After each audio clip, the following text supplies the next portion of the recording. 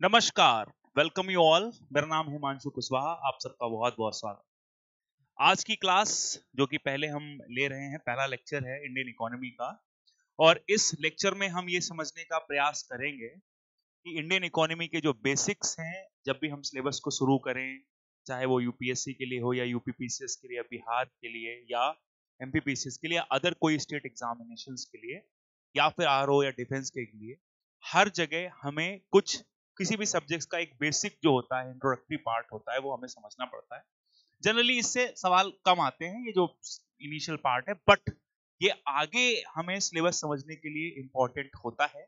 इसलिए पहली और दूसरी क्लास के अंदर हम जो जनरल टर्म्स हैं इकोनॉमिक्स के, उनको समझने का प्रयास करेंगे और हम ये देखने का प्रयास करेंगे कि किस तरीके से ये इकोनॉमी वाला पार्ट जो है वो हमारे लिए आगे एग्जाम में अच्छा रोल प्ले कर सकता है।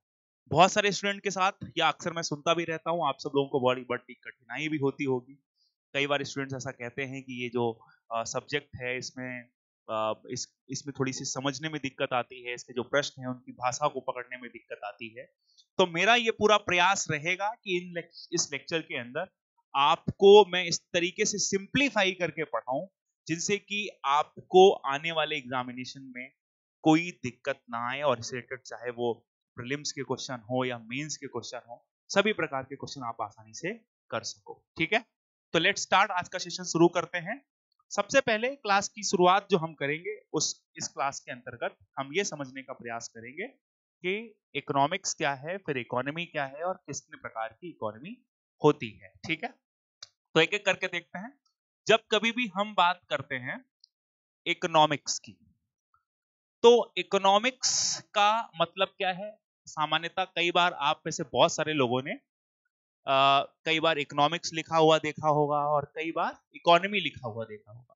तो एक जो बेसिक अंतर है वो हमें पहले सीख लेना चाहिए।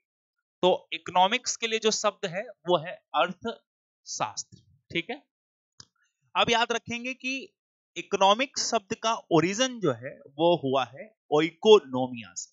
ओइकोनोमिया।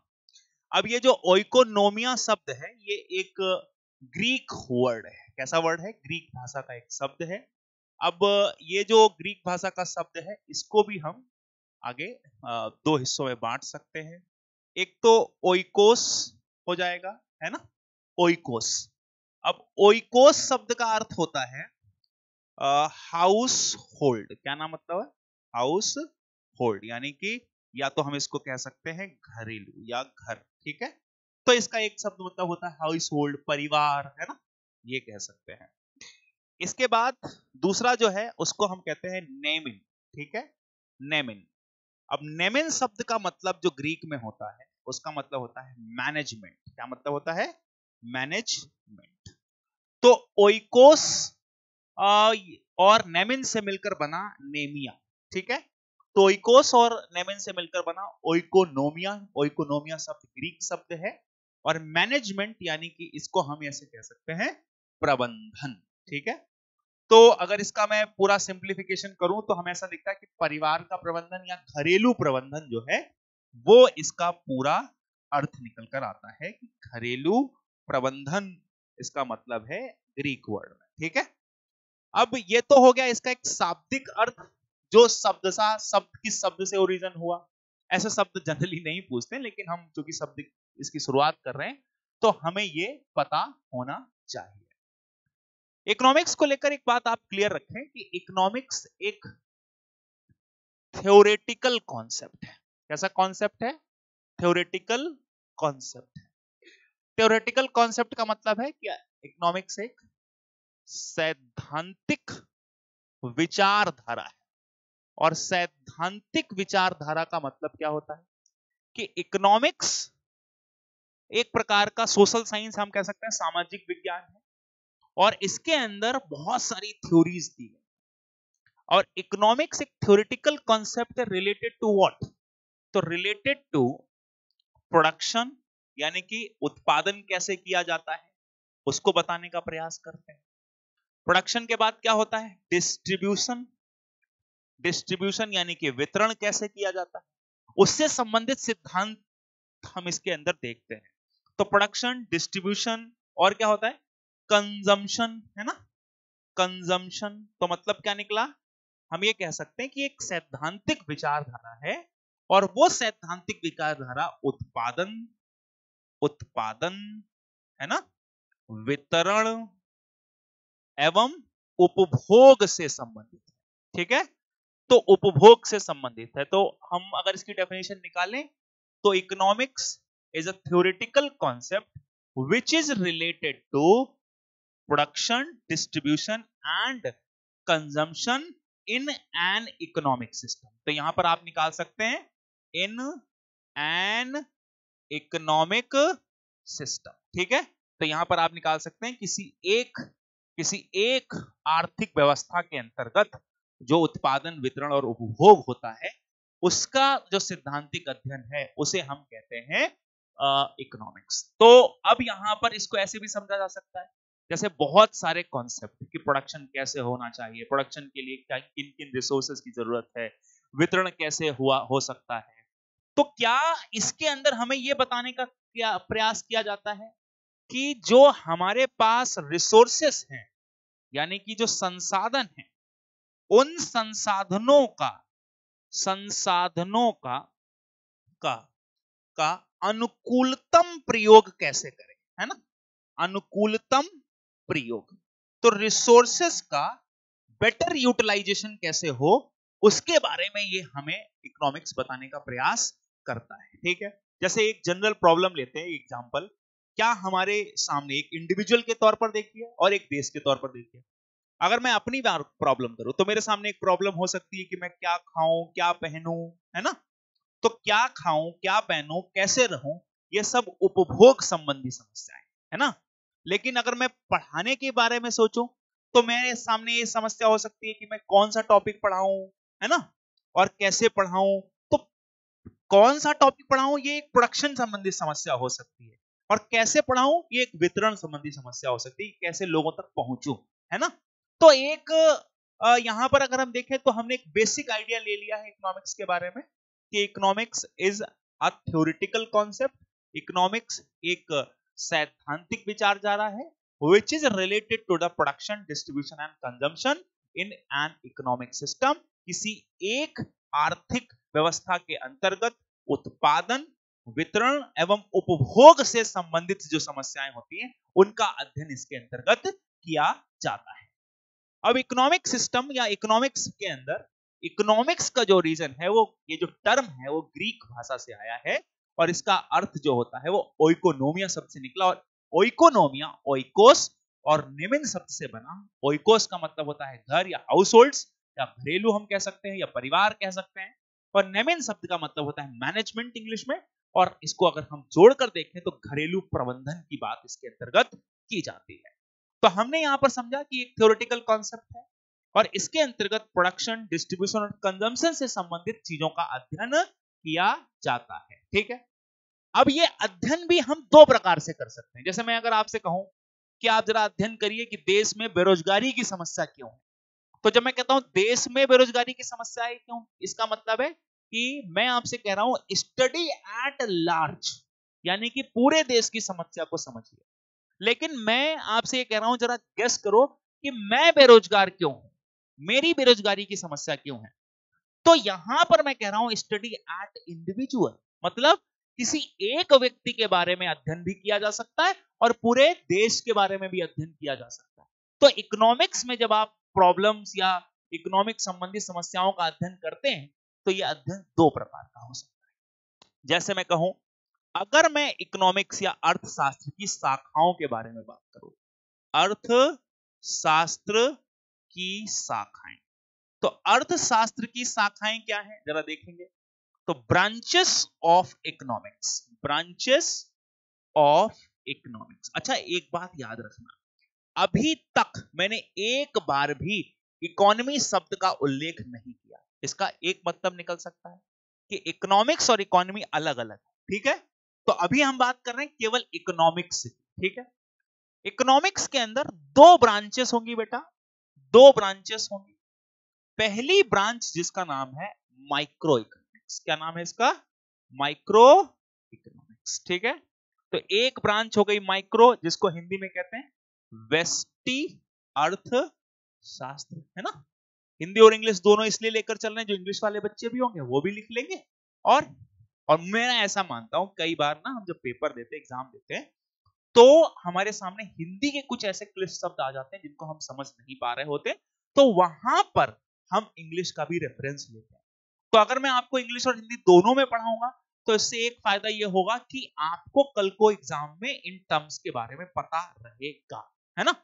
तो आते हैं, माइक्रो इकोनॉमिक्स हो गया और दूसरी तरफ क्या हो गया, मैक्रो इकोनॉमिक्स। क्या हो गया भाई, मैक्रो इकोनॉमिक्स। ठीक है जी, तो ये हो गया आपका मैक्रो इकोनॉमिक्स, हिंदी में बोलेंगे इसको समष्टि अर्थशास्त्र। तो ये समष्टि अर्थशास्त्र हो गया, ठीक।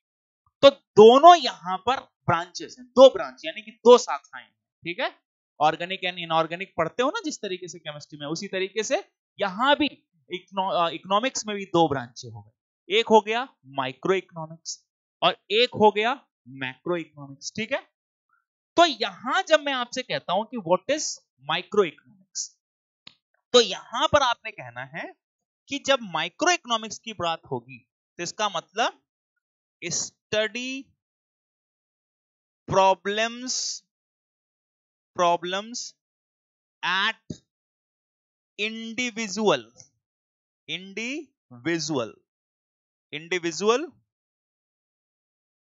ठीक है, और स्मॉल स्केल, ठीक है।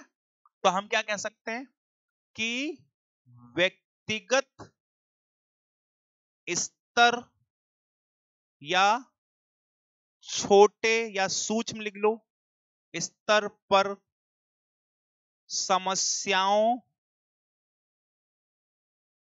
का अध्ययन। तो ये पहला पॉइंट हो गया कि नहीं हो गया, पहला पॉइंट हो गया। तो व्यक्तिगत या छोटे स्तर पर समस्याओं का अध्ययन किया जाता है। तो व्यक्तिगत स्तर की समस्या किसी व्यक्ति की क्या हो सकती है, सर समस्या हो सकती है मुझे खाने को नहीं मिल रहा है, यानी कि प्रोडक्शन की समस्या। सर मुझ तक कोई चीज पहुंचती नहीं है, यानी डिस्ट्रीब्यूशन की समस्या हो सकती है ना। मार्केट की समस्या हो सकती है, सर हमारे यहाँ मार्केट नहीं। तो व्यक्तिगत स्तर की समस्या। दूसरी तरफ इसको भी ऐसे लिख सकते हैं हम, study problems at large scale, ठीक है। तो हम ये कह सकते हैं कि लार्ज स्केल का मतलब हो गया कि ब्रॉडर, है ना, यानी कि बड़े स्तर पर समस्याओं का। तो आप ये समझ सकते हो बड़े स्तर पर समस्याओं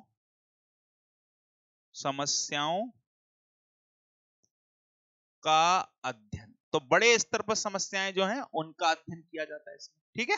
तो स्टडी एट लार्ज स्केल और स्टडी एट इंडिविजुअल्स, यानी कि छोटे स्तर पर पढ़ना और बड़े स्तर पर पढ़ना। पर्पस क्या होगा इसका, फोकस किधर, क्यों हम एक छोटे स्तर पर पढ़ना चाहते हैं, तो क्या हम कह सकते हैं focus on maximisation of individual gains, है कि नहीं। जैसे मान लो मेरे बारे में कोई अध्ययन करेगा तो उससे जो निष्कर्ष निकालेगा उसका उद्देश्य क्या है, मेरी तरक्की करना ना, है ना। तो जब माइक्रो एनालिसिस करते हैं हम किसी चीज का, तो उसका पर्पस यही होता है कि जो इंडिविजुअल है व्यक्तिगत लाभ में वृद्धि, तो व्यक्तिगत लाभ में वृद्धि, ठीक है, या उसे व्यक्तिगत लाभ प्राप्त। और यहां पर जब बड़े स्तर की समस्याओं का अध्ययन आप करोगे तो उसका पर्पस क्या रहेगा, मैक्सिमाइजेशन ऑफ सोशल वेलफेयर। तो क्या मतलब निकला इसका, सोशल वेलफेयर का मतलब क्या निकला, इसका सिंपल मतलब निकला सामाजिक कल्याण में प्रोत्साहन। तो सामाजिक कल्याण में प्रोत्साहन, तो ये हो गया, है कि नहीं। तो अब जरा देखो मैक्रो लेवल पर जब हम कोई एनालिसिस करते हैं तो उसका जो असर है, बल है, वो सब पर पड़ता है। लेकिन जब हम माइक्रो लेवल पर कोई एनालिसिस करते हैं उसका फायदा जो है वो व्यक्तिगत लोगों पर पहुंचता है। इसके उदाहरण के तौर पर हम ऐसा कह सकते हैं, जब हम स्टडी अबाउट डिमांड यानी कि मांग के बारे में अध्ययन करते हैं, सप्लाई यानी कि आपूर्ति के बारे में अध्ययन करते हैं, फिर कंज्यूमर बिहेवियर यानी कि हम अध्ययन करते हैं कि कैसा कंज्यूमर का बिहेवियर है। कंज्यूमर का बिहेवियर क्या होता है? जैसे मान लो कीमत बढ़ जाने पर कंज्यूमर क्या करेगा? तो उपभोक्ता चीजों को कम खरीदेगा, इसको कहते हैं कंज्यूमर बिहेवियर, है ना। इसके साथ साथ प्रोडक्शन, है ना, प्रोडक्शन। तो ये जब चीजों की स्टडी की जाती है तो हम मानते हैं कि ये स्टडी माइक्रो इकोनॉमिक्स कैसी है? माइक्रो इकोनॉमिक्स, ठीक है। बट इसके दूसरे हिस्से पर अगर हम देखें, अगर स्टडी अबाउट, इसका भी उदाहरण लो, अगर स्टडी हो रही है जीडीपी, अब बताओ खुद से सोचो, जीडीपी का मतलब सब कुछ आ गया कि नहीं आ गया? और जीडीपी के अंदर जब सब कुछ आ गया तो जीडीपी को हम यहां पर शामिल करते हैं, ये जीडीपी हो गया, ठीक। जीडीपी के बाद अगर मैं अनएम्प्लॉयमेंट की बात करूं बच्चा, है ना, यानी कि रोजगार, तो रोजगार भी सब कुछ आ गया कि नहीं आ गया? रोजगार के बाद और क्या आ गया जरा सोचो? रोजगार के बाद आ सकता है, जरा सोचिए, जैसे इन्फ्लेशन। क्या ये एक व्यक्ति की समस्या है? नहीं, एक व्यक्ति की समस्या नहीं है ना। जैसे मैं कहूं मॉनेटरी पॉलिसी, क्या किसी एक व्यक्ति के लिए बनाई जाती है? नहीं, एक व्यक्ति के लिए नहीं बनाई जाती। तो माइक्रो और मैक्रो के बीच अंतर किस चीज का है? माइक्रो और मैक्रो के बीच स्केल का अंतर है। स्केल का अंतर है, स्केल मतलब दायरे का अंतर है। माइक्रो इंडिविजुअल को ध्यान में रख रहा है, ठीक है, इंडिविजुअल को ध्यान में रख रहा है, एक व्यक्ति को ध्यान में रख रहा है, ठीक है। और वही मैक्रो जो है वो लार्ज स्केल को ध्यान में रख रहा है। तो यानी कि दोनों अंतर, यानी कि इसमें आप समस्याओं का अध्ययन तो कर रहे हैं, लेकिन जब सरकार व्यक्तिगत एक एक व्यक्ति की समस्या का अध्ययन करने लग जाए तो हम कहेंगे ये माइक्रो एनालिसिस है, माइक्रो इकोनॉमिक्स है। लेकिन कई बार ऐसा होता है कि नीतियां मैक्रो लेवल पर बना दी जाती है लेकिन उसका असर माइक्रो लेवल पर नहीं मिलता। तो इस शब्द का मतलब क्या हुआ कि सरकार ने जीडीपी बढ़ाने के लिए तरीके तो खूब अपनाए लेकिन लोगों की व्यक्तिगत आय में कोई वृद्धि नहीं हो रही। तो व्यक्तिगत आय में वृद्धि हुई कि नहीं हुई तो हमें सबसे पूछना पड़ेगा। तो जब हम सबसे पूछने गए तो वो क्या है? Micro analysis. क्या है वो? माइक्रो, ठीक है। अब इसमें कुछ शब्द आपको और ध्यान रखने हैं जो जनरली पूछे जाते हैं कि माइक्रो के फादर कौन है। तो माइक्रो के फादर, बस आप सबने पढ़ा ही होगा कि माइक्रो के फादर जो हैं वो याद रखेंगे हम लोग। जैसे अगर आपसे ये कहा जाए, जैसे मैं अभी उस पर भी डिस्कस करते हैं, माइक्रो एनालिसिस के अंतर्गत एक पॉइंट छूट गया, उसको ध्यान रखना है कि माइक्रो एनालिसिस के अंतर्गत जब कभी भी स्टडी की जाएगी, है ना, तो उस स्टडी के अंदर लोगों की समस्याएं, सबकी समस्याओं को यहां पर डिस्कस करने की कोशिश की जा रही है। तो यहां पर दो किताबों का जिक्र मैं आपसे करता हूं। एक किताब का नाम है वेल्थ ऑफ नेशंस। क्या नाम है? वेल्थ ऑफ नेशंस, ठीक है। किसने लिखी है किताब? एडम स्मिथ है। याद रखना, बहुत बार पूछते हैं ये क्वेश्चन। 1776 में ये किताब लिखी गई और वहीं से ही इकोनॉमिक्स के ओरिजिन को भी माना गया, ठीक है। तो वेल्थ ऑफ नेशन ये किताब का नाम, ठीक है। फिर आते हैं, जब कभी आपसे पूछे, एक एग्जाम किताब और थी, जनरल थ्योरी ऑफ एम्प्लॉयमेंट, है ना, जनरल थ्योरी ऑफ एम्प्लॉयमेंट। इसको हिंदी वाले व्यक्तिगत लिख लें, है ना, और लार्ज स्केल को लिख लें बड़े स्तर पर, है ना। तो जनरल थ्योरी ऑफ एम्प्लॉयमेंट, पूरा नाम तो इसका है इंटरेस्ट एंड मनी, लेकिन अगर आप जनरल थ्योरी ऑफ एम्प्लॉयमेंट भी याद रखेंगे तो ये बुक लिखी जे एम कीन्स ने। किसने लिखी? जे एम कीन्स। तो दोनों के बीच का आप याद रखेंगे एडम स्मिथ, यहां पर वेल्थ ऑफ नेशन लिखते हैं और जनरल थ्योरी ऑफ एम्प्लॉयमेंट लिखा गया J.M. कीन्स के द्वारा। ठीक है, तो हमने एक बेसिक इंट्रोडक्शन देख लिया। अब अगर मैं आपको एक एग्जांपल दूं, एक एग्जांपल लेते हैं। ठीक है, अगर मैं आपको एग्जांपल दूं कि गवर्नमेंट कोई मॉनेटरी पॉलिसी बनाती है, गवर्नमेंट बजट बनाती है, गवर्नमेंट इन्फ्लेशन की प्रॉब्लम से जूझ रही है, या गवर्नमेंट अनएम्प्लॉयमेंट की प्रॉब्लम से जूझ रही है, गवर्नमेंट नेशनल इनकम नहीं बढ़ रही है, इसकी समस्या से ग्रस्त है, तो यहां पर ये सारी समस्याएं मैक्रो इकोनॉमिक्स की समस्याएं मानी जाएंगी। ठीक है, लेकिन लोगों के पास व्यक्तिगत इनकम नहीं बढ़ रही है, लोगों की पर्सनल डिमांड नहीं बढ़ रही, पर्सनल कंजम्पशन नहीं बढ़ रहा, उत्पादन नहीं बढ़ रहा, ये माइक्रो लेवल की समस्या। ठीक है, तो दोनों के बीच का अंतर काफी हद तक समझ लिया। अच्छा, मैं आपको एक ऐसे समझाता हूं। अब जैसे हम लोग केमिस्ट्री पढ़ते थे, तो केमिस्ट्री में क्या होता था, सर आते थे और वो आपको एथेन, मेथेन, एसिटिलीन, एथिलीन, ये सब गैस कैसे बनाई जाती हैं, इनको क्लास में लिखा देते थे। तो जब हमारी फाइल तैयार होती थी, तो उसी का यूज करके हम लैब में फिर गैस वेस अपना टेस्ट वेस्ट करते थे, देखते थे कैसे बन रही, अच्छी बन रही, खराब बन रही, वो तो अलग चीज है, लेकिन हम देखते थे उसी से, है ना। तो आपको यहां पर दो पक्ष या दो चीजें दिख रही हैं। एक चीज का मतलब है थ्योरी, यानी कि क्लास में थ्योरी करवा दी गई और उसका प्रैक्टिकल लैब में हुआ। तो सेम चीज अब यहां पर हमें ध्यान रखनी है कि इकोनॉमिक्स थ्योरेटिकल कॉन्सेप्ट, यानी कि उसके अंदर थ्योरी दी होती है, लेकिन when we talk about economy, इसके बारे में बात करते हैं जब कभी भी हम इकोनॉमी के बारे में बात करते हैं, तो इकोनॉमी का मतलब अलग है।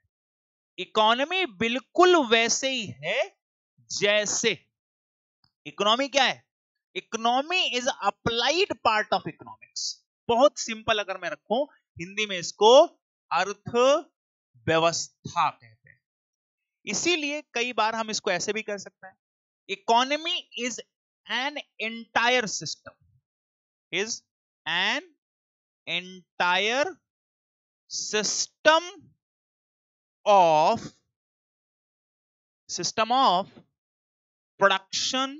बहुत सिंप्लीफाई किया, नहीं तो दुनिया भर की डेफिनेशन पढ़ते रहोगे, आएगा नहीं समझ, लेकिन यहां पर production, distribution and consumption. Consumption तो हम क्या लिख सकते हैं, इकोनॉमी क्या है, ठीक है, उत्पादन, ठीक है, कॉमा वितरण एवं उपभोग। उत्पादन, वितरण एवं उपभोग से संबंधित पूर्ण व्यवस्था अर्थव्यवस्था कहलाती। ठीक है, अर्थव्यवस्था कहलाती। अच्छा, यहां पर आपको ध्यान रखना कि economy reflects a particular area, मतलब इकोनॉमी किसी विशेष, ठीक है, क्षेत्र को प्रदर्शित करती है। मतलब क्या हुआ, प्रदर्शित करती है, मतलब क्या हुआ, इसका सिंपल मतलब है, अगर मैं यहां पर इंडियन इकोनॉमी लिखूं, तब ये शब्द जाकर कंप्लीट होगा, यानी कि भारतीय अर्थव्यवस्था लिख दूं, तब ये शब्द जाकर कंप्लीट माना जाएगा। ठीक है, क्या माना जाएगा, कंप्लीट।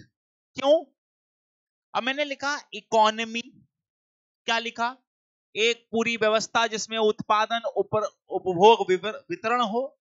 तो लो जी, एक बनाते हैं, जैसे मैंने कहा ये एक एरिया है और यहीं पर प्रोडक्शन भी हो रहा है किसी चीज का, है ना, डिस्ट्रीब्यूशन भी हो रहा है, यहीं पर भी चीजें बेची भी जा रही हैं, है ना, डिस्ट्रीब्यूशन भी हो रहा है, और यहीं पर कंजम्पशन भी हो रहा है ना, यहीं के लोग खा पी रहे हैं। तो ये क्या है, ये एक प्रकार का सिस्टम है। क्या है भाई? सिस्टम। कैसा सिस्टम है? इंटायर मतलब संपूर्ण व्यवस्था है, संपूर्ण सिस्टम है, ठीक है। तो एक इंटायर सिस्टम हो गया। लेकिन ये जो चीज हो रही है ना, ये कोई ना कोई, अगर मैं देखूं, ये संपूर्ण व्यवस्था है कोई, ठीक है। ये व्यवस्था हमें समझ में आ गई, लेकिन ये व्यवस्था कहीं तो होगी किसी एरिया में, ठीक है। तो ये क्या कर रही है? ये कोई एरिया या क्षेत्र दिखा रही है। अब अगर मैं आपसे कह दूं कि ये इसी को, हाँ, ये क्षेत्र कौन सा है, मान लो भारत है, तो आपको ध्यान रखना है कि तो इसका मतलब क्या हो गया, ये पूरे भारत में हो रहा है और इसी व्यवस्था को हमने क्या नाम दिया? इकोनॉमी। तो ये क्या हो गया? भारत की इकोनॉमी। इसका मतलब जो आर्थिक गतिविधियां, मतलब क्या हुआ, इकोनॉमी के अंदर इकोनॉमिक एक्टिविटी होंगी। क्या होंगी? आर्थिक क्रियाएं होंगी। अच्छा, याद करो, गैस बनाने के लिए लैब जाते तो बनाई जाती ना वहां, हाँ, तो वो क्रियाएं होती ना, यस। इसीलिए इसे हम अप्लाइड पार्ट ऑफ इकोनॉमिक्स कहते हैं, यानी कि अर्थ शास्त्र का व्यवहारिक पक्ष कहते हैं, ठीक है। इसे क्या कहते हैं? अर्थशास्त्र का व्यवहारिक पक्ष कहते हैं, ठीक है जी। बिल्कुल किसी को कोई दिक्कत नहीं है, हमने वापस से समझने का प्रयास करना। मैंने पीछे क्या पढ़ाया जरा देखिए। सबसे पहले वाले पार्ट में देखेंगे कि इकोनॉमिक्स एक थ्योरेटिकल कॉन्सेप्ट है, मतलब एक ऐसी किताब जिसमें दुनिया भर की बातें लिखी कि प्रोडक्शन कैसे होना चाहिए, प्रोडक्शन करते वक्त क्या सावधानी रखनी चाहिए, प्रोडक्शन क्यों करना चाहिए।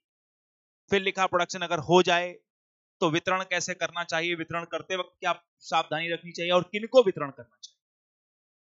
उसके बाद उपभोग करते वक्त क्या सावधानी, उपभोग कैसे करना चाहिए, कहां करना चाहिए, किन चीजों का उपभोग करना चाहिए, ये सबके नियम कानून लिख दिए उन्होंने। अब इससे क्या हुआ, व्यवस्था आगे जब बनेगी तो फिर जैसे अब याद करो, जैसे रामलीला होती तो रामलीला तब ना होती जब रामायण लिखी गई, है ना। महाभारत के दृश्य तब न बनाए जाते हैं जब महाभारत लिखी गई, हाँ। तो सिमिलर वैसे ही इकोनॉमिक्स में सभी कॉन्सेप्ट दिए गए। अब इन्हीं कॉन्सेप्ट्स का प्रयोग करते हैं अपनी व्यवस्था में। भारत में मांग एवं आपूर्ति के कानून और सिद्धांत काम करते हैं। जैसे मान लो गेहूं की कीमत बढ़ती तो मांग कम हो जाती कि नहीं हो जाती। तो भाई ये कौन से तरीके से चलता है, ये सब इसी में तय होता है, इसी के अंदर तय किया जाता है, ठीक है। तो अब यहां पर हम ये देख रहे हैं इकोनॉमी एक अर्थव्यवस्था है, उस व्यवस्था, उसके अंतर्गत बहुत सारी इकोनॉमिक एक्टिविटीज होती हैं which is related to the production, distribution and consumption। और ये एक इंटायर सिस्टम है, पूरी व्यवस्था है, और इस पूरी व्यवस्था को अपूर्ण मानेंगे जब तक ये किसी क्षेत्र या किसी पर्टिकुलर एरिया से नहीं जुड़ जाती है, ठीक है। जैसे एग्जांपल के लिए मैंने इंडियन इकोनॉमी का नाम लिया। अब इस इंडियन इकोनॉमी के अंदर आपको ध्यान रखना है कि जैसे जो भी एक्टिविटीज हो रही हैं उन्हें हम संदर्भित कर सकते हैं।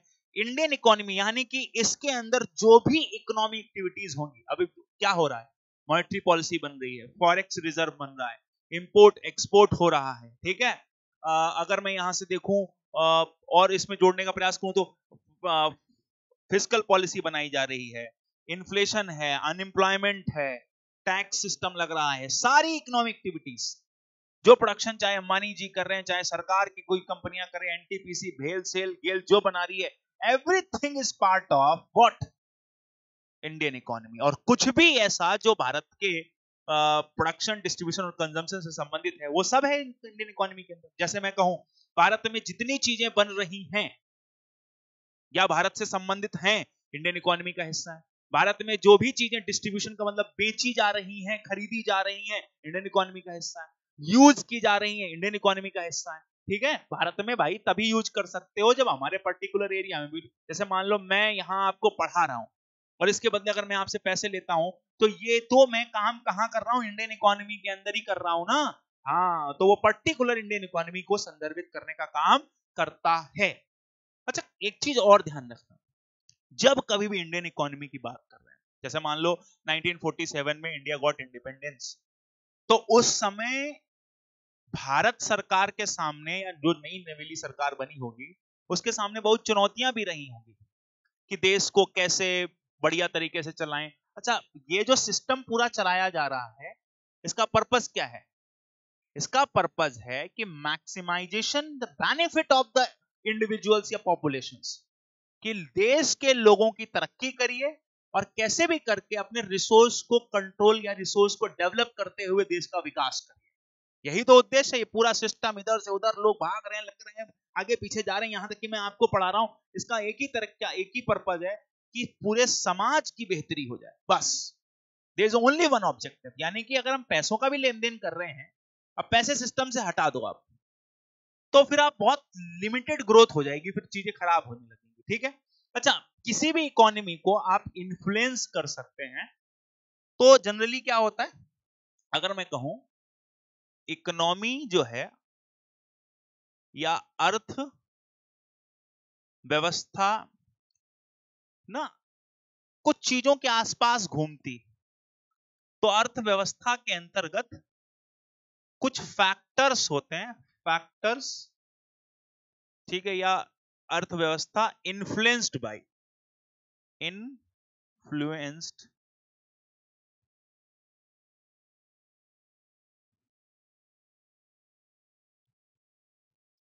यानी कि अर्थव्यवस्था को इन्फ्लुएंस किया जा सकता है बाय गवर्नमेंट, ठीक है, सरकार जैसी। अच्छा, एक चीज आप ध्यान करके बताइए मुझे, क्या पूरी दुनिया में सब जगह ऐसी व्यवस्थाएं हैं, सब लोग कोशिश कर रहे हैं कि खूब प्रोडक्शन और डिस्ट्रीब्यूशन और कंज्यूम, लेकिन सबकी इकोनॉमी एक जैसी क्यों नहीं है? क्योंकि वो किस पर रिलाई करती है? वो वहां की नीतियों पर रिलाई करती है ना। तो गवर्नमेंट पॉलिसीज, टेक्नोलॉजिकल एडवांसमेंट, ठीक है, टेक्नोलॉजिकल एडवांसमेंट है कि नहीं। फिर जैसे किसी भी देश की अर्थव्यवस्था के अंदर अगर हम देखें तो उस देश में चीजें कितनी ग्रो कर रही, नहीं ग्रो कर रही, क्यों नहीं ग्रो कर रही हैं, ये सारी चीजों के लिए कई सारे वेरियस फैक्टर्स हैं, बहुत सारे। तो जैसे मैं यहां पर लिख सकता हूं नेचुरल रिसोर्सेस, है ना, बोलो, ग्लोबल इकोनॉमिक कंडीशंस। अगर भाई मैं हिंदी में लिखूं तो क्या लिखेंगे हम, कि अगर देखें तो वैश्विक या सरकारी नीतियां, तकनीकी, ठीक है, या उन्नत तकनीकी, उन्नत तकनीकी, तकनीकी, ठीक नहीं लिख रहा हूं क्या, उन्नत तकनीकी, फिर नेचुरल, प्राकृतिक संसाधन, वैश्विक आर्थिक स्थिति इत्यादि कारक अर्थ व्यवस्था को प्रभावित करते हैं। अब देखिए उदाहरण, उदाहरण के लिए जैसे यूएसए की इकोनॉमी, उदाहरण के लिए इंडियन इकोनॉमी, उदाहरण के लिए पाकिस्तान की इकोनॉमी, उदाहरण के लिए यूएई की इकोनॉमी, है ना। अब मुझे बताओ, सब इकोनॉमी की कंडीशन अलग अलग क्यों है? क्या सबके पास किताब नहीं है? वो सबके पता, नियम नहीं पता, पता, लेकिन फिर भी हर किसी की इकोनॉमी की अर्थव्यवस्था और व्यवस्था अलग है, एक जैसी नहीं है। तो उसका कारण है इकोनॉमी को कैसे सरकारें चला रही हैं, टेक्निकी कितनी उन्नत है, नेचुरल रिसोर्स कैसे हैं, पूरी दुनिया में उनकी स्थिति क्या है, तो उसके बेसिस पर ये चलता है।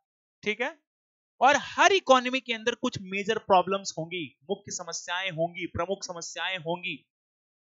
जैसे किसी भी कोई भी अर्थव्यवस्था है, उसके अंदर मुख्य प्रॉब्लम क्या हो सकती है, मेन समस्या क्या हो सकती है? तो हमारी अर्थव्यवस्थाओं में कुछ सेंट्रल प्रॉब्लम होती हैं, central problem of economy. Economy अर्थ व्यवस्था की केंद्रीय समस्याएं। अर्थव्यवस्था की केंद्रीय समस्याएं। ठीक है। तो अर्थव्यवस्था की केंद्रीय समस्याएं क्या हैं? जैसे मैं आपसे कहूं कि मैं आपको एक घर दे रहा हूं, लो जी रहो इसमें, तो पहली समस्या क्या है? बिजली है कि नहीं? अब बिजली आ गई, ठीक है जी, रहने के लिए बेड है, तो एक समस्या है, रहने के लिए बेड है कि नहीं है, पानी की व्यवस्था है कि नहीं है, चुनौती। तो कोई भी देश है उसकी अपनी समस्याएं हैं। तो जैसे अगर मैं आपसे कहूं कि किसी भी देश की अर्थव्यवस्था की, किसी भी इकोनॉमी की तीन मेजर समस्याएं ही होती, ठीक है? आओ जरा एक एक करके समझें। अर्थव्यवस्था की तीन मेजर समस्याएं होती हैं। पहला, व्हाट टू प्रोड्यूस, उत्पादन क्या करना है। अरे हमारे पास देश है लेकिन हम बनाएं क्या, है ना? तो क्या ये वो समस्या है विच इज रिलेटेड टू, है ना, related to selection of goods and services, कि कौन सी वस्तुओं और सेवाओं का चुनाव किया जाए। तो मतलब वस्तुओं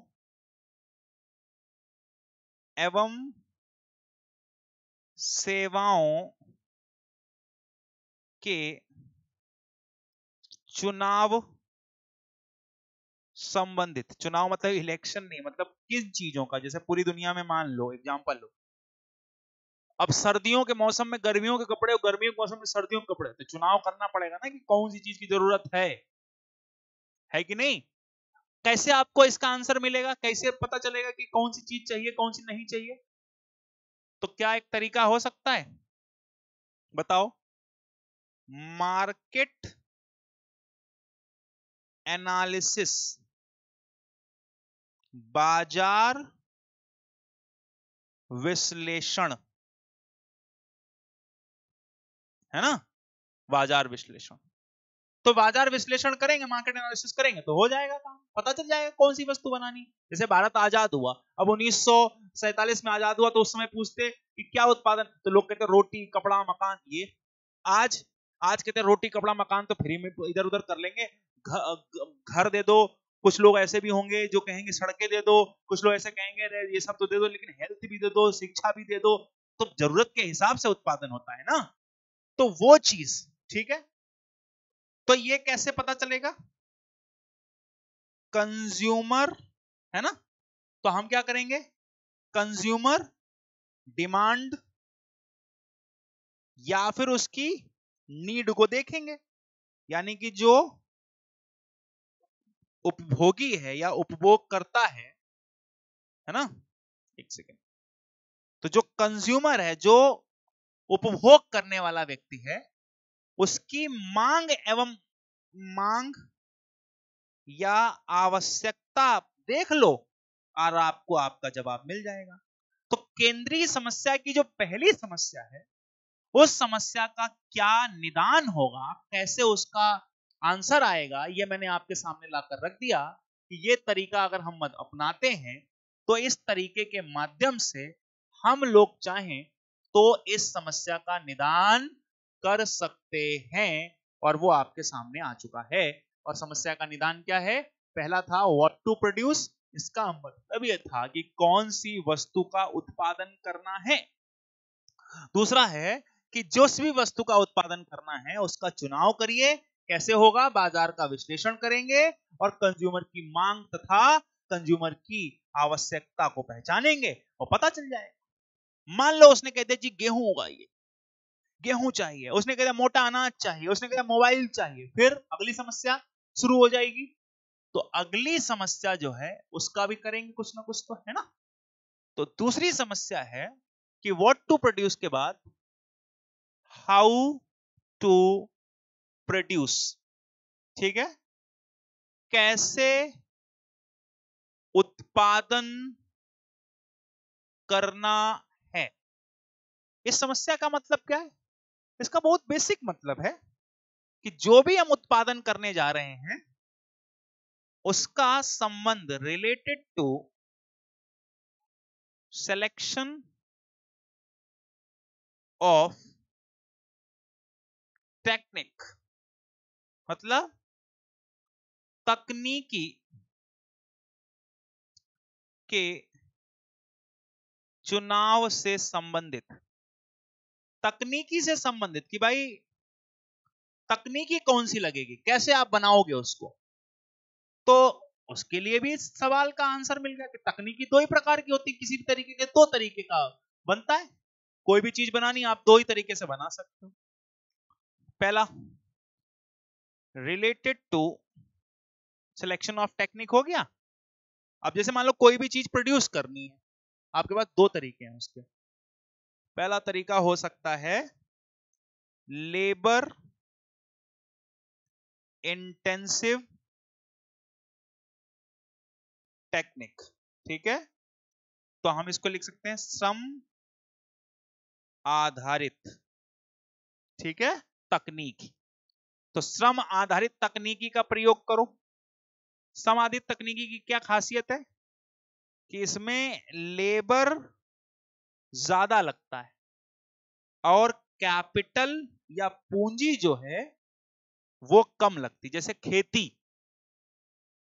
पहले जब 1950 1960, आज इतनी तकनीकी खेती में आ गई है ना, पहले नहीं था। 1950 के दरमियान पूंजी थी भी नहीं, तो घर ही में कंपोस्ट बना के उसका उत्पादन करने का प्रयास करते थे वो, है ना। पहले ऐसा नहीं था जितना आज आसान दिख रही हैं चीजें, पहले ऐसी नहीं थी। पहले बहुत सामान्य चीजें हुआ करती थी। पहले पूंजी का अभाव होता था। जैसे मान लो मैंने क्या कहा कि वस्तु का चुनाव कर लो कि कौन सी वस्तु उत्पादित करनी, तो कर ली चुनाव कि गेहूं उगाना है, गेहूं लोगों की नीड है, ठीक है जी। अब कैसे उगाना, उसमें उलझ गया देश। तो पता चला एक तो तरीका है कि लेबर इंटेंसिव हो सकता है, यानी कि श्रम डालिए गेहूं उगाइए। लेकिन अगर आपके पास पैसा होता तब तो बात ही अलग है। तो दूसरा क्या हो सकता था? दूसरा तरीका है कैपिटल इंटेंसिव टेक्निक, है ना। तो कैपिटल इंटेंसिव टेक्निक का मतलब हुआ पूंजी आधारित तकनीक। अब पूंजी आधारित तकनीकी का मतलब क्या होता है कि एक ऐसी टेक्निक जिसमें कैपिटल ज्यादा लगेगा। क्यों लगेगा कैपिटल? जैसे अभी बताता हूं मैं आपको। जैसे यहां पर लगा दो कैपिटल ज्यादा और लेबर कम कर दो, हो गया। अब देखो जी, जैसे मान लो आप कोई उत्पादन करने जाओ, ठीक है। अब उस उत्पादन को करने के लिए आपने श्रम लगाया। मैं खुद से, जैसे घर के लोग काम जब खेती में करते हैं तो हर चीज खुद से करते हैं, मशीन कम इस्तेमाल करते हैं। पहले एग्रीकल्चर में भारत में ऐसा ही होता था, लेकिन अब ऐसा नहीं होता। अब ऐसा नहीं होता, बल्कि अब क्या खूब खेती में खूब देखते, पंजाब जाओ हरियाणा जाओ, बड़ी बड़ी थ्रेसर मशीनें, बड़े बड़े ट्रैक्टर से खेतों, अब तो ड्रोन क्या क्या आ गया, ड्रोन से पता चलता है कि खाद भी डाली जा रही है, कीटनाशक भी छिड़काव किए जा रहे हैं, यहां तक कि बीज डाले जा रहे हैं। कितनी तकनीकी आ गई। हमारे तो चैप्टर में भी है ई टेक्नोलॉजी या ई एड इन एग्रीकल्चर। तो ई तकनीकी का कृषि में क्या योगदान है, तो वो तो चैप्टर हम मेंस में पढ़ते हैं, लेकिन इन जनरली मैं आपको ये समझाने की कोशिश कर रहा हूं कि ई तकनीकी का कृषि में बहुत योगदान है। ठीक है, तो कैपिटल जहां ज्यादा लगाते हैं, लेबर कम, तो एक तकनीकी तो ये भी हो सकती थी कि नहीं हो सकती थी? बिल्कुल हो सकती थी। इसके बाद आपको जवाब मिल गया कि आपको कौन सी वस्तु बनानी, यहां से जवाब ले लिया, कैसे बनानी ये भी जवाब ले लिया। एक आपको और जवाब ढूंढना है कि जो आप बनाने निकले हो ये किसके लिए, टू होम टू प्रोड्यूस, है ना। इसका मतलब होता है किसके लिए उत्पादन करना है, किसके लिए बनाने निकल गए हो। ये जो भी बनाओगे, कितने लोग गेहूं खाएंगे, कितने लोग आटा खाएंगे, और कितने लोग मोटा अनाज खाएंगे, है ना। जैसे एप्पल वाले अपना मोबाइल जब बनाते हैं तो उनको पता होता ना इतने नंबर ऑफ लोग इसे खरीदेंगे, तो उन्हीं के लिए बनाते हैं ना, क्योंकि एक नियम है सप्लाई का कि अगर सप्लाई बढ़ी तो जो प्राइस है प्रोडक्ट का वो नीचे गिर जाए, तो उसे मेंटेन करने के लिए सप्लाई को बढ़ाना नहीं है। ठीक है, इसीलिए सप्लाई लिमिटेड होनी चाहिए। तो किसके लिए उत्पादन करना है, तो सिंपल सा इसका जवाब है, इसका जवाब आपको मिल जाएगा related to selection, related to selection of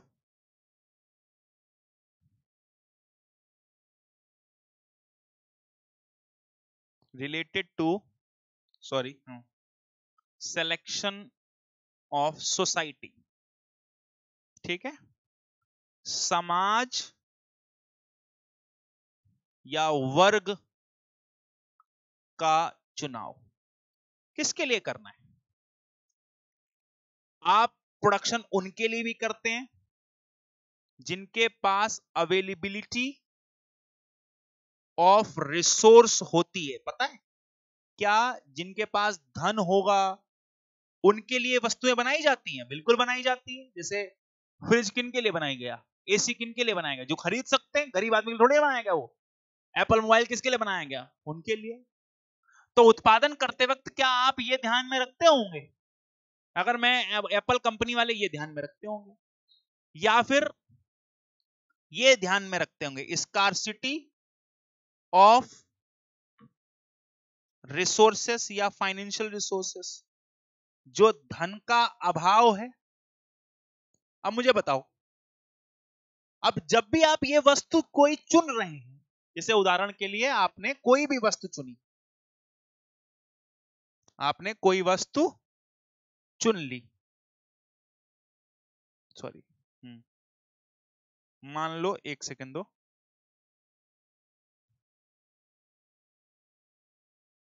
अच्छा छोटा भी तो होता था ये, चलो जी नहीं हो रहा, कोई बात नहीं, हो तो गया, आ गया, यस। हाँ, अब मुझे जरा बताओ, अगर आपने कोई भी वस्तु, जैसे उदाहरण के लिए एग्जांपल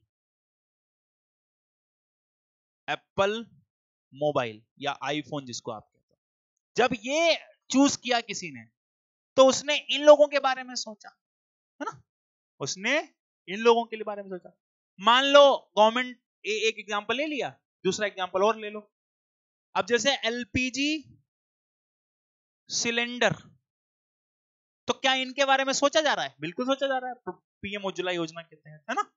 तो किसी भी इकोनॉमी में अगर ये तीन मेजर समस्याएं हैं, तो उन समस्याओं को कैसे सुलझाया जा सकता है, इसका उपाय भी है कि नहीं, इसका उपाय भी दिया गया है या उपाय किया जा सकता है। ठीक है, तो उम्मीद करता हूं ये चीजें आपको समझ में आ गई। इकोनॉमिक्स क्या है, इकोनॉमिक्स की ब्रांचेस क्या हैं, इकोनॉमी क्या है, और साथ ही साथ इकोनॉमी के अंदर कौन सी सेंट्रल प्रॉब्लम्स हो सकती हैं और उनको कैसे सुलझाया जा सकता है। Now we will move forward and we will discuss about types of economy, कि क्या प्रकार होते हैं इकोनॉमी के अंदर। तो लिखेंगे टाइप्स ऑफ इकोनॉमी, ठीक है, हिंदी में लिख सकते हैं आप अर्थ व्यवस्था के प्रकार, ठीक, ये आप हेडिंग डाल सकते हैं। तो जनरली अर्थव्यवस्था को हम, आप में से बहुत सारे लोग होंगे जो जब ये प्रकार पढ़ते हैं तो तुरंत बताते होंगे socialistic economy, capitalistic economy, mixed economy. लेकिन आपको यह भी पता होना चाहिए कि इकोनॉमी के ये तीन ही प्रकार नहीं है। इकोनॉमी के जो ये तीन प्रकार हैं ये भी किसी चीज के प्रकार हैं, है ना। तो वर्गीकरण हमने किस बेसिस पर किया है ये चीज हमें थोड़ी सी पता रहनी चाहिए। जब मैं कहूं on the basis of production, ठीक है, तो हिंदी क्या निकली, उत्पादन के आधार पर, ठीक है, उत्पादन के आधार पर पहला। तो जब कभी आपसे पूछें कि उत्पादन के आधार पर भी क्या कोई इकोनॉमी होती है, तो यस, तब तीन इकोनॉमी, तब आपने जवाब देना है कि हां जी होती है, और वो तीन होती है। कौन सी? पहली कैपिटलिस्टिक, यानी कि पूंजीवादी, पूंजीवादी या पूंजीवादी अर्थव्यवस्था कहते हैं ना कई बार कि पूंजीवाद आ गया, कैपिटलिज्म आ गया, कई बार इसको क्रिटिसाइज करते हैं जो सोशलिस्टिक टाइप के लोग होते हैं वो। दूसरी क्यों करते हैं ये सब हम डिस्कस करेंगे आगे। सोशलिस्टिक इकोनॉमी जिसको हम कहते हैं समाजवादी अर्थव्यवस्था। और फिर आता है जो तीसरा सबसे बड़ा है, बढ़िया है, जो जनरली कोई अर्थव्यवस्था है नहीं लेकिन वही बात है, शरबत बनाना है, तो मिक्स्ड, यानी कि मिश्रित अर्थव्यवस्था, ठीक है। तो तीन अलग अलग प्रकार की अर्थव्यवस्थाएं हैं और इन अर्थव्यवस्थाओं के बारे में आप देख लीजिए। पहला मिक्स्ड और पहला कैपिटलिस्टिक, जिसको यूजुअली कैपिटलिज्म भी कहते हैं, कई बार इसी इकोनॉमी को हम फ्री मार्केट इकोनॉमी भी कहते हैं, है ना। दूसरा सोशलिस्टिक, कई बार सोशलिस्टिक के साथ साथ हम इसे कमांड, रेगुलेटेड ऐसे टर्म से भी देखते हैं। और उसके अतिरिक्त सोशलिस्टिक को हम समाजवादी अर्थव्यवस्था कहते हैं, लेकिन कई बार ना इस कम्युनिज्म के साथ थोड़ा सा लिंक कर दिया जाता है और लोग डिफरेंस नहीं कर पाते, तो वो चीज भी डिफरेंस हम यहाँ पर देख लेंगे। फिर आते हैं मिक्स्ड, यानी कि मिश्रित अर्थव्यवस्था, जिसमें दोनों को मिला देंगे तो मिश्रित बन जाएगी, ये तो बेसिक सी बात है। लेकिन इसको हम एक एक करके पढ़ेंगे, आप ये मत सोचना कि बस इसका नाम पढ़ लिया, नहीं, इसको डिटेल से पढ़ेंगे। अभी हम क्लासिफिकेशन कर रहे हैं, है ना।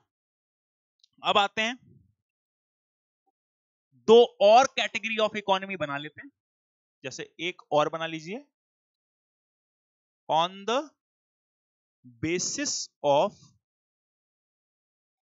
इंटर रिलेशन, ठीक है, हिंदी में इसको हम ये बोल सकते हैं अंतर संबंधों के आधार पर। तो अंतर संबंधों के आधार पर क्या हुआ, तो वहां पर दो इकोनॉमी और दिखाई।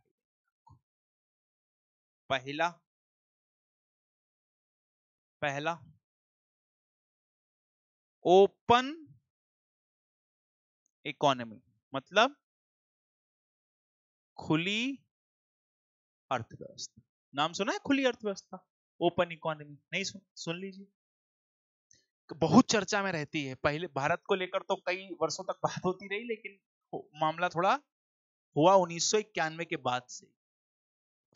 इसके बाद एक आता है क्लोज्ड इकोनॉमी, जिसको हम बंद अर्थव्यवस्था कहते हैं। अब हम एक टाइप और बना सकते हैं यहां पर, on the basis of development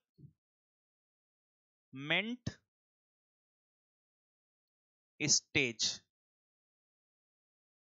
तो डेवलपमेंट स्टेज के बेसिस पर भी आप इकोनॉमी को क्लासिफाइड कर सकते हो, और उसमें भी आप अगर क्लासिफिकेशन करो तो ये कर सकते हो। जैसे पहला हम ये कह सकते हैं, या हमने ऐसे बनाए हैं तो ये भी बना सकते हैं। जैसे एक तो होता है डेवलप्ड इकोनॉमी, है ना,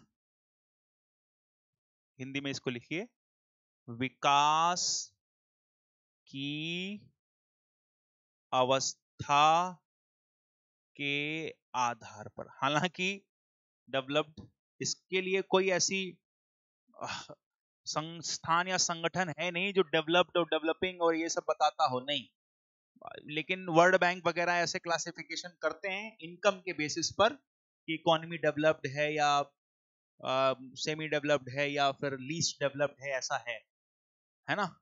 दूसरा हम यहाँ पर डेवलपिंग लिख सकते हैं। डेवलपिंग इकोनॉमी मतलब विकासशील, और ये हो गई आपकी विकसित, है ना, अर्थव्यवस्था। और ये हो गई आपकी डेवलपिंग के बाद एक होती है जिसको आप लीस्ट डेवलप्ड कह सकते हो या अंडर डेवलप्ड भी कह सकते हो, है ना। अंडर डेवलप्ड जिसको आप कहते हैं अल्प विकसित। अच्छा, एक क्लासिफिकेशन और देखो, क्लासिफिकेशन कितने भी बना सकते हैं, लेकिन जनरली एक क्लासिफिकेशन हम इकोनॉमी के नेचर के हिसाब से भी बना सकते हैं कि उस इकोनॉमी का नेचर कैसा है। जैसे आपने देखा होगा एक टाइप और हम बनाते हैं एग्रेरियन इकोनॉमी। एग्रेरियन मतलब कृषि आधारित अर्थव्यवस्था है, उसका नेचर पता चला कि कृषि से काम चलता है। दूसरा एग्रेरियन के बाद एक नेचर हम बना सकते हैं, अगर देखें तो industrial economy, service based economy, है ना। तब आपने कई सालों तक पढ़ा होगा कि इंडिया जो भारत है वो एक एग्रेरियन इकोनॉमी था, भारत एक कृषि प्रधान देश था। तो अगर वो क्लासिफिकेशन, तो तमाम अलग अलग तरीके की क्लासिफिकेशन कर सकते हैं।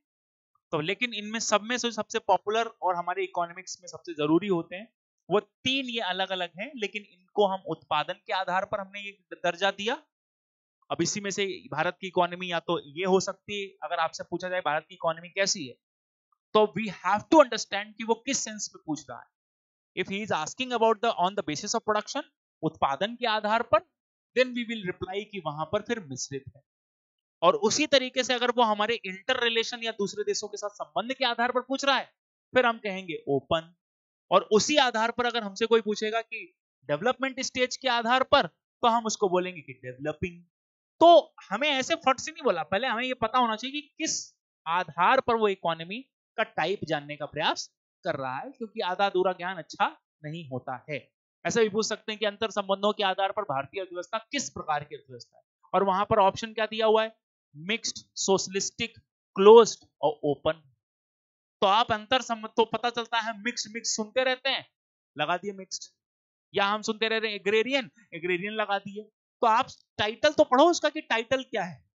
टाइटल में अगर वो पूछ रहा है कि बताओ इंटर रिलेशन के आधार पर, तो फिर हम ये लगाएंगे, है ना। तो बच्चों आज के लिए इतना ही, अब मिलेंगे अगले लेक्चर में। और हाँ, मैं आप लोगों से ये कहना चाहता हूँ, ये जो लेक्चर है ये आपकी जरूरतों को पूरी तरीके से कंप्लीट कर लेंगे। आने वाले कुछ दिनों में आपको इसका रिलेशन भी हो जाएगा, इससे संबंधित नोट्स, पीडीएफ और साथ के साथ जो प्रैक्टिस सेट है, चाहे वो फिल्म्स के पॉइंट ऑफ व्यू से हो चाहे मेन के पॉइंट ऑफ व्यू से, हम जल्दी आपको पहुंचा देंगे। धन्यवाद, अगले लेक्चर मिलते हैं, तब तक के लिए धन्यवाद, शुक्रिया।